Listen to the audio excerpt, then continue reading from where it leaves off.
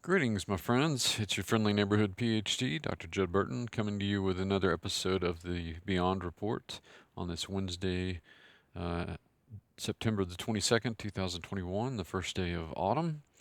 As always, if you like the content, please click a like, subscribe, and share. You guys are good at not only spreading the word, but also helping the channel grow, so I really appreciate that. And let's get started with some good news today. Understand that our good friend Dr. Mike Heiser got through his first round of chemo. All right. Made him a little sick from what I understand, but he seems to be doing better now. And they've got some meds to help with that for the next round. The last thing that I heard about Rob Skiba is that he was being moved, or making arrangements to move him out of ICU. So I take that as that he's doing better. So we continue to keep those two families in our prayers, and everybody that's suffering slings and arrows these days for standing up for the word and getting good teaching out, because I do believe that that is what's happening. Um, in other news, I mean, really the big news outside of the pandemic now is the Haitian refugee issue in Del Rio, Texas, with uh, 15,000 or thereabouts camped underneath the International Port of Entry Bridge. And now I understand that a chunk of them are moving down towards the lower Rio Grande Valley.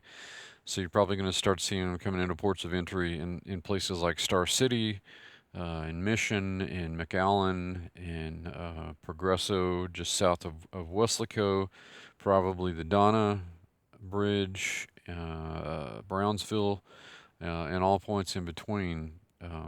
That was yesterday, so many of them may actually be arriving while I'm making this video.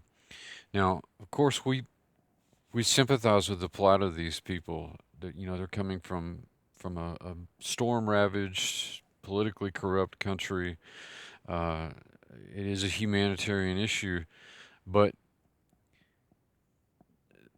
my question is, do we have the resources to meet the needs of these individuals? Um, I would think that we probably don't. I mean, we can't even take care of our own veterans and homeless population. How can we deal with another influx of this magnitude? Um, at the end of the day, when you look at this, you have to see a kind of transnational agenda, and that's not conspiracy theory. That's historical precedent. There are a lot of correlations we could make here between the events that led to the fall of the Roman Empire, its destabilization by outside pressure and migrations and diffusions, and the empire running out of resources. And I can speak more to that actually on an episode of Quick Classics that I'm going to do. I opened that door really with the last episode of Quick Classics, where we looked at Edward Gibbon's 5 reasons for the fall of the Roman Empire.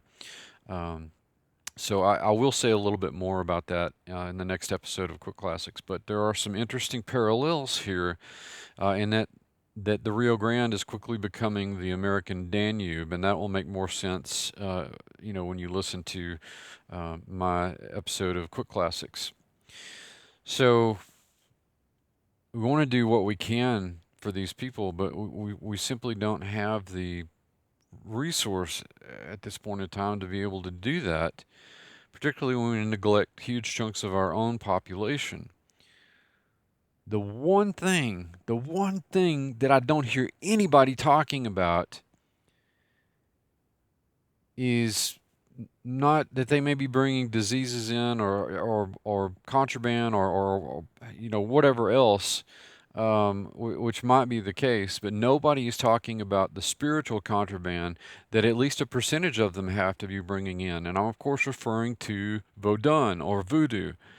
Um, it's syncretistic. So even people that are devout Catholics in Haiti often practice Vodun as well, and it's the basis for it is essentially spirit possession, and so there is this darker side to it, this malevolent element to it. I mean, this is the world that the revenants, popularly known as zombies, came out of, produced by the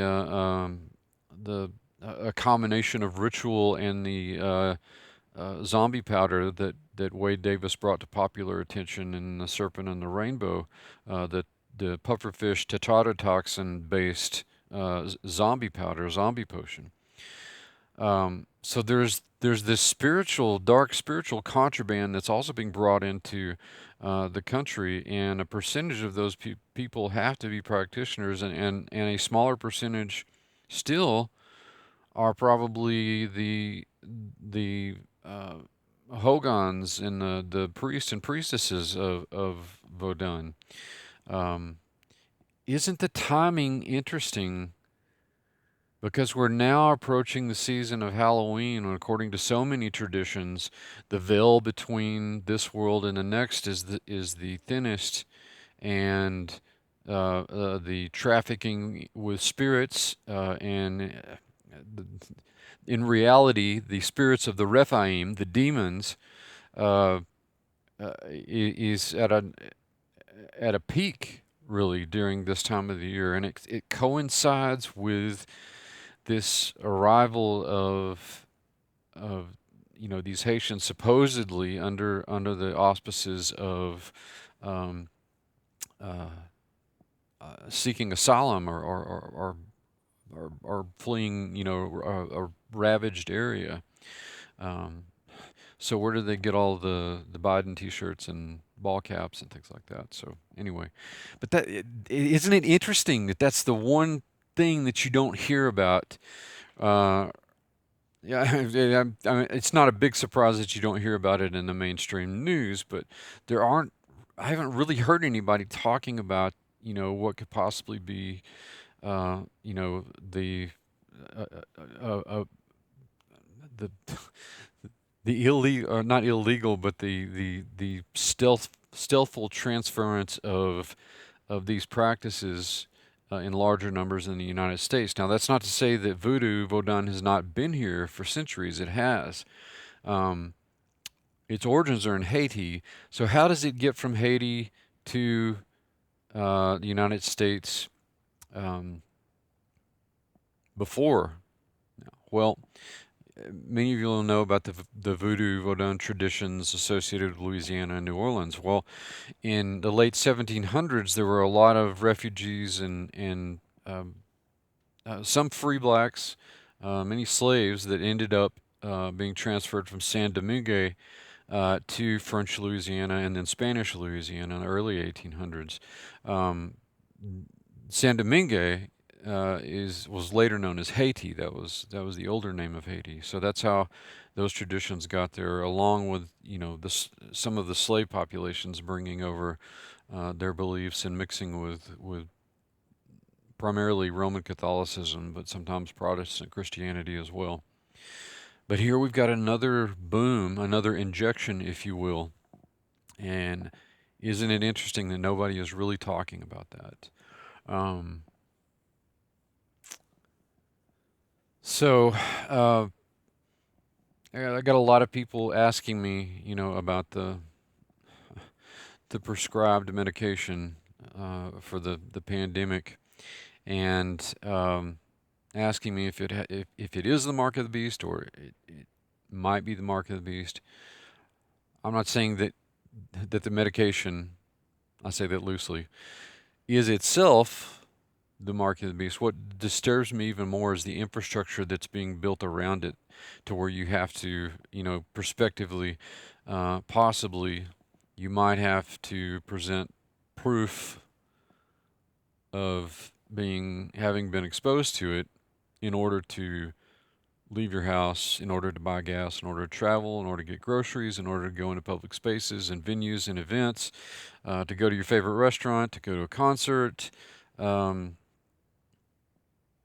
that does sound eerily like what you read in John's Apocalypse and the Revelation about this mark would allow you, either on the forehead or the hand, would allow you to buy or sell, trade, um, and without it, you basically couldn't do business.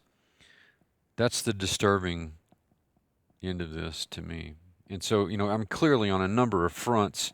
All this stuff is related. You have to kind of put the meta picture together, and when you seek discernment from God, from the Holy Spirit, that's the start. That's how you do begin to put it together. And so it's why I do what I do. We are at war. We're in a spiritual, supernatural Cold War transitioning into open warfare, conventional warfare. And so in light of that, I've got a deal this week for coursework. Again, we're creeping up on Halloween, not to use a pun, um, when this sort of dark spiritual activity is at a peak, and so we all kind of need to have our head on a swivel even more so. Um, and so I've come up with a deal called the Hunters Package. And you pick from the three pertinent certifications um, that I think are pertinent for this time of the year: biblical demonology, preternatural morphology, the Monsters 101 certification, and then the mythology certification. Uh, so for $150, you can pick one of those three. And I will also throw in a copy of Interview with the Giant, and I'll throw in a copy of the edited volume that I did of Edith Kelly's book, the Book of Halloween, which is a good resource to have.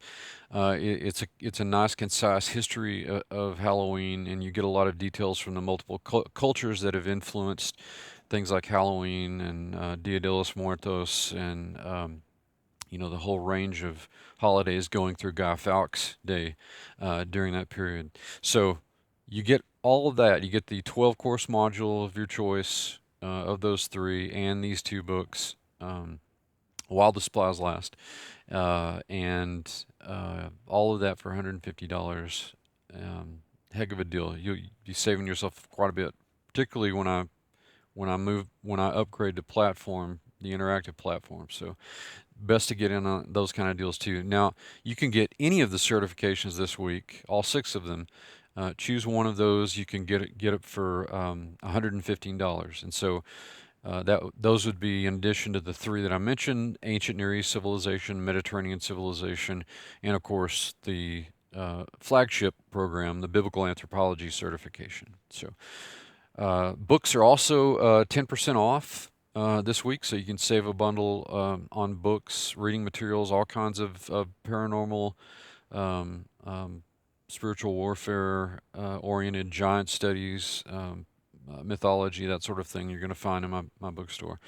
So I'll put links in the description to all these bits of news and the deals that we're having at the Institute of Biblical Anthropology. But, again, consider taking these courses because they're not only good for you, will help you equip yourself to inform other people as well, but it helps fund what I do with Burton Beyond and the Institute, which is to stay on the cutting edge of this research and share it with you. Uh, and so that's all I've got for right now. Everybody have a good start to your autumn, and Godspeed, and I will see you soon.